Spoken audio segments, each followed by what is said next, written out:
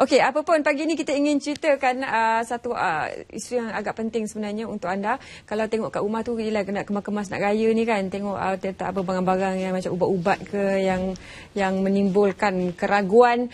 Kita ingin bercerita tentang ubat rosak alam sekitar bersama saudara Fahmi Hassan yang merupakan Ketua Penolong Pengarah Bahagian Perkhidmatan Farmasi Kementerian Kesihatan Malaysia. Selamat pagi Encik Fahmi. Selamat pagi saya. Puasa okey? Alhamdulillah. Ni sebab kita nak tanya, bila kami mendapat topik ubat rosak alam sekitar ni, apa yang diklasifikasikan sebagai ubat rosak alam sekitar tu?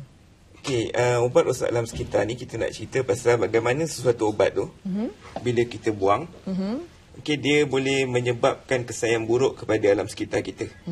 Okey, contohnya ubat-ubat ni kebiasaannya kita ambil jalan mudah, kita buang dia ikut macam sampah-sampah domestik kita yang lain. Ya. Okey, jadi kita tak perasan yang ubat ni merupakan satu bahan kimia, dan bahan kimia, tiap-tiap bahan kimia dia perlu cara-cara pelupusan dan cara pembuangan yang sepatutnya lah. Okey, dia ada garis panduan yang kita perlu perolehi supaya ubat-ubatan tersebut ataupun sisa-sisa tersebut tidak mendatangkan kesan buruk pada alam sekitar ataupun tidak sampai balik kat kita melalui saluran-saluran air. Okey, takut kita pakai semula bahan-bahan yang telah kita buang. Untuk pemahaman ringkas para penonton, kalau masuk ke dalam rumah tu, apa antara barang-barang yang kita ingat tak ada masalah, tetapi bila kita buang memberi kesan yang sangat berbahaya kepada alam sekitar? Okey, sebenarnya banyaklah bahan-bahan kimia yang sepatutnya. Pencuci lantai ke apa ke? Ya, betul. Dia sepatutnya ada cara-cara untuk kita buang dia lah ikut guideline yang sepatutnya. Tapi kebanyakannya bila pencuci lantai biasanya kita guna sampai habis. Ya. Okey, cuma masalah ubat ni dia akan jadi masalah bila kita ada simpanan dekat rumah. Okey, kalau kita tengok kajian daripada tak silap saya Pusat Racun Negara, dia buat kajian, dia dapati dekat Malaysia ni kebanyakan rumah akan simpan ubat-ubat untuk dia guna sebagai spare. Dia sakit nanti dia pakai. Okey, sekejap. Ubat untuk pengambilan manusia ataupun bahan kimia secara keseluruhan? Pengambilan ubat untuk pengambilan manusia. Okey, so ubat, okey, jadi maknanya ubat yang pengambilan manusia, ubat apa yang berbahaya? Contoh-contohnya? Semua jenis ubat. Jadi semua jenis ubat yang kita dapat dekat hospital ataupun farmasi, bila kita dapat tu ubat-ubat tersebut tu, bila kita buang secara yang tak sepatutnya, dia akan boleh mendatangkan kesan yang buruk kepada alam sekitar. Okay, kita ambil contoh, ada satu kajian dekat Amerika Syarikat. Okay, dia dapati di dalam satu sungai tu, hidupan akuatik dia mengalami perubahan fisiologi akibat daripada pembuangan ubat-ubatan ni terus ke dalam saluran air. Okey. Jadi mungkin kita nampak isu ni isu remeh. Kita buang ikut suka ala sikit saja. Okey, tapi kita tak tahu lama kelamaan bila semua orang buat, benda begini akan mendatangkan kesan yang buruk kepada alam sekitar kita. Jadi apa cara yang kita boleh buat untuk memastikan ubat-ubat ni sepatutnya mengikut ikut textbook ataupun ikut cara pembuangan yang sepatutnya, bagaimana? Okey, pertama sekali apa yang penting, jangan membazir ubat lah. Okay, kalau kita tengok, kalau ikut sistem kesihatan kita, bila kita ambil ubat di farmasi, sepatutnya pembaziran tu tak berlaku. Okay, sebab bila kita datang ambil rawatan, kita dapat ubat secara percuma, dan ubat tu kita diberikan oleh Kementerian Kesihatan secukupnya untuk rawatan. Okay, maksudnya kalau dia datang, rawatan dia untuk 3 bulan. Biasanya farmasi akan bagi ubat untuk sebulan. Ubat ni kalau kita makan hari-hari, ikut aturan ditetapkan, ubat akan habis sampai ke tempoh masa yang sepatutnya. Ya. Okey. Tapi apa yang berlaku, kemungkinan pesakit ni ramai yang tak habiskan ubat mereka. Sebab dah sihat. Sebab dah sihat, sebab malas makan ubat. Okey. Sebab kita dapat tahu bila kita buat lawatan ke rumah, kita tengok banyak ubat yang disimpan dengan tempat yang tak sepatutnya. Ya. Okey.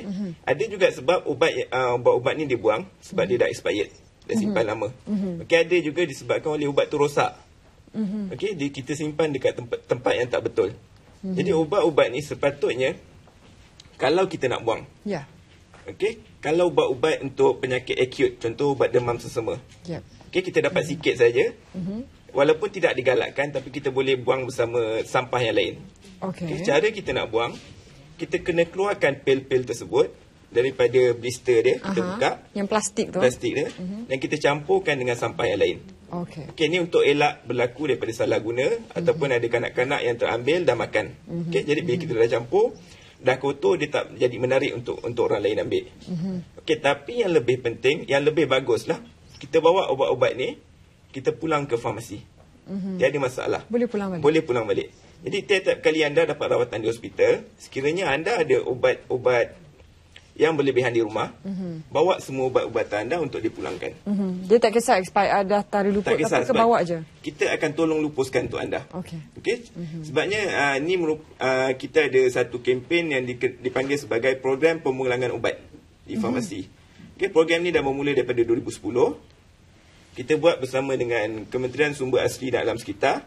Tujuan dia adalah untuk mengelakkan berlaku pencemaran alam sekitar dan meningkatkan kesedaran terhadap pesakit yang mereka juga boleh membantu dalam menjaga alam sekitar. Okay? Jadi ubat ni bila dipulangkan, kita akan lupuskan dia mengikut prosedur yang sesuai, yang diluluskan oleh Jabatan Alam Sekitar. Biasanya kita akan bakar daripada suhu yang tinggi lah melalui syarikat. Dua keadaan yang saya sering lihat Encik Fahmi, kalau ubat cecair misalnya, dibuang dengan botol-botol sekali, betul. Ataupun dibuang terus dalam saluran yang dah bercampur dengan air dan sebagainya. Jadi ini juga perlu dipulangkan semua kepada farmasi. Semua ubat perlu dipulangkan untuk supaya kita sama-sama membantu menjaga alam sekitar kita. Hospital kerajaan saja atau mana-mana farmasi? Hospital kerajaan, hospital ataupun klinik kesihatan yang berdekatan. Juga boleh di klinik satu Malaysia. Apa kesan jangka panjang yang pernah dilihat dengan kegagalan berbuat sedemikian? Okey, di Malaysia kita tak ada kajian khusus lagi berkenaan perkara ini. Tetapi kesan-kesan sampingan pembuangan ubat ni dah banyak dilakukan oleh di negara-negara luar lah, terutamanya Amerika Syarikat, dan ada juga beberapa kajian daripada Iran dan sebagainya. Okey, kebiasaannya memang dah boleh dilihat adalah perubahan fisiologi terhadap hidupan akuatik. Okey, jadi ada kesan sampingan terhadap hidupan akuatik. Okey, yang kita risaukan bila kuantiti tersebut terlalu tinggi. Okey, dan loji-loji kumbahan kita ni tak berupaya untuk memproses bahan kimia tersebut. Okey, dan dia akan sampai balik kepada kita melalui saluran air kita, dan kita guna semula untuk diminum. Jadi kita takut jangka masa panjang perkara seperti ini akan mendatangkan perubahan fisiologi kepada kita pula. Jadi sejak mula diperkenalkan pada tahun 2010, apa antara langkah-langkah yang lebih dibuat, yang boleh dibuat untuk memastikan ramai yang tampil bawa ubat? Sebab kadang-kadang ada yang malasnya nak pergi, tak payah simpan. Jadi kemalangan budak ambil dan petak ais ingat candy kan. Jadi macam mana? Okey, yang pertama kita perlu sedar yang ubat-ubatan ni bila dia dah rosak, disimpan terlalu lama di tempat yang tidak sesuai, dia boleh mendatangkan mudarat kepada kita. Biasa simpan dalam peti ais lama-lama sampai dia tukar colour. Ya, betul.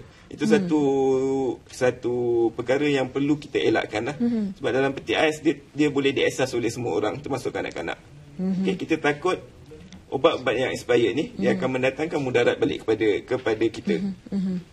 Okey, jadi di kebanyakan hospital untuk kita promosikan program pemulangan ubat ni, kebanyakan hospital dia dah ambil langkah yang lebih menarik lah.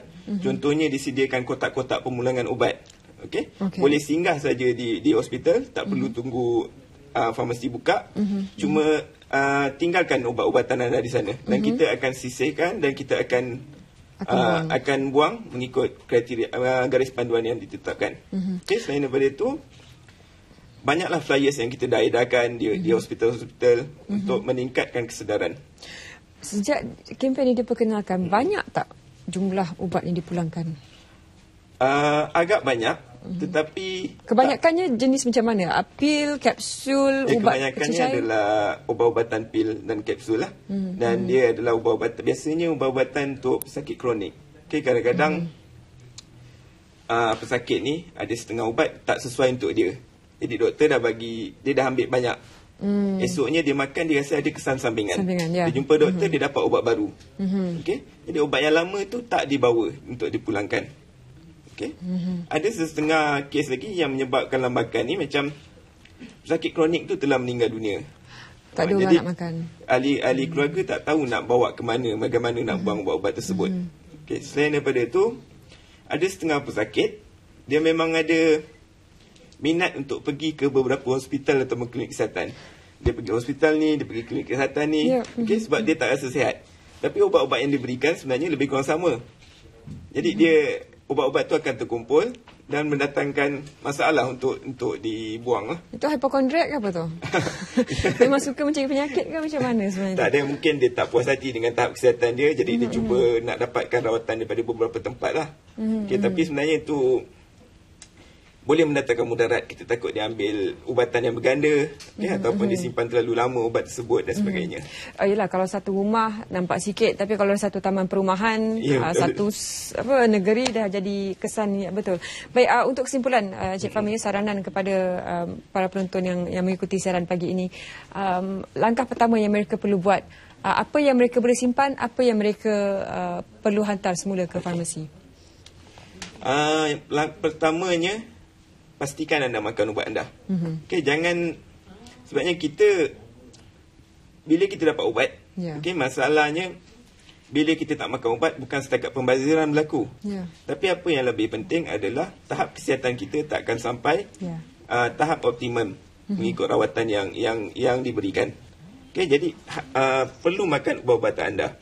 Sekiranya terdapat ubat yang tidak habis, ataupun ubat expired, ataupun perlebihan, kita perlu ada rasa tanggungjawab untuk sama-sama membantu menjaga alam sekitar kita.